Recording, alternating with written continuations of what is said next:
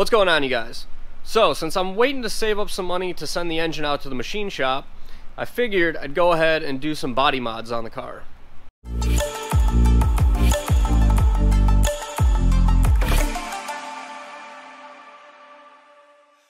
Now, what started off as me and my buddy Chance just sitting in my garage, looking at the car, thinking, alright, what can we do to this? We were looking at the hood. And I've talked about wanting to modify this hood before. And if you follow me on Instagram or Facebook, you've probably already seen what we did. So basically, we put a big vent in the center of it. We also cut out the vents in the hood here, because this is where the wastegate dumps are going to go. But we did do a big hard roll vent in the hood here, and then also lifted this section up. So it should help with some heat extraction with the turbo kit and all that going on right there. We're going to go ahead and heat wrap right behind the headers, and probably reflective heat tape the sides here too when it's all said and done. Now, we do have some tack welds that we got in here, and then we went through and panel bonded the inside of it for some extra reinforcement. But what we got to do now is go back through, kind of clean up all these edges here, grind all this stuff down nice and flat and flush, and then flip the hood over, go back in the inside and reinforce the corners with some Duraglass or fiberglass or something like that, just to make it a little bit stronger, more rigid, so that way it's not going to want to crack or fall apart or flop around or anything like that. That way it just holds strong and retains its shape. So after we got the hood all cut up and we kind of panel bonded the inside of it, we had to sit around and wait for that to dry. It's like 4-hour cure time or something like that. So we're like, what else can we do on this car while we're at it? And I kind of made the joke of like, my GTO had shaved door handles on it. It looked pretty cool. So we started shaving the door handles. We got the sheet metal done on the passenger side because passenger side door was already off the car. So we did the sheet metal work. I just threw some Duraglass on it. Now, after that's cured up, we got to go back through, sand that down, put some glaze over it, sand that down, block it, get it all straight and square. After it's all straight and squared up, put some etch prime on it, and then move on over and do the same stuff on the driver's side door. Also, I am dropping my parts off at the drive shaft shop, not drive shaft shop, but DST, local shop by my house that makes drive shafts. I gotta drop my yoke off there, and they're gonna whip me up a drive shaft for this car, so I should have that by the end of this week.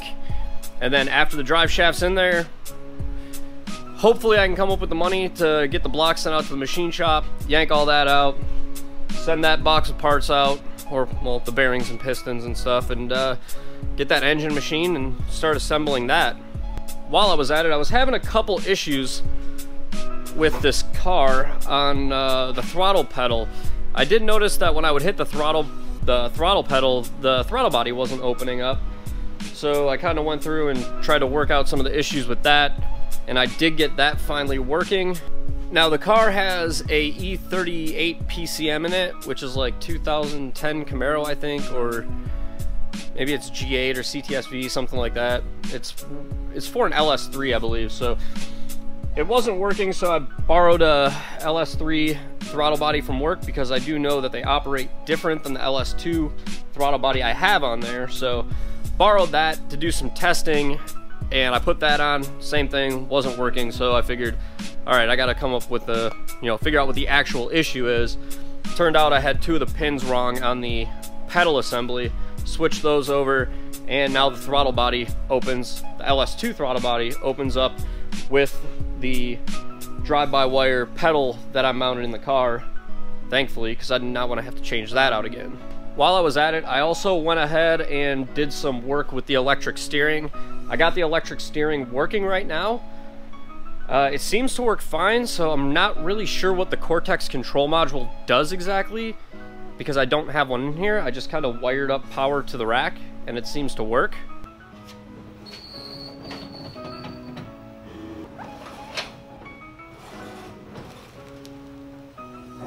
So yeah, as you can see, it turns pretty effortlessly like that, but I'm still probably gonna look into that Cortex control module or talk to some people that have ran it and see exactly what it does, because I mean, that turns just as if it had power assist with like a normal power steering system. So we got the bodywork and everything done, pretty much wrapped up on the door. We just need to go back through, throw a layer of guide coat on it, smooth it out a little bit. But it turned out pretty good. All the lines matched up really nice, and that's ready to go back on the car. And in case you're wondering how I plan on opening this door to get in it, put a strap right there on it, so you just unlatches just like that. And from inside the car, got a latch right there.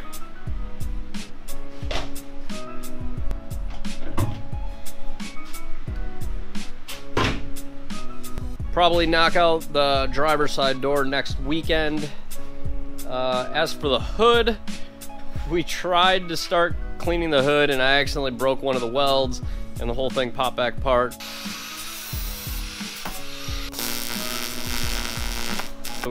So we had to re-tack it, and now I went through and laid some I laid some JB weld just in the corner of it for now to kind of get it to hold its shape back. This body aluminum just welds like absolute trash, so you know, throw some JB weld in the corner of it, and then we're gonna have to go in the back and fiberglass it.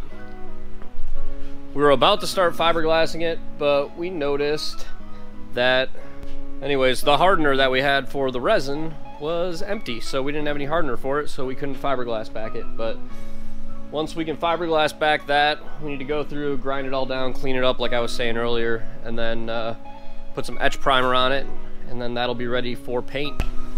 Oh, I did do one other thing today.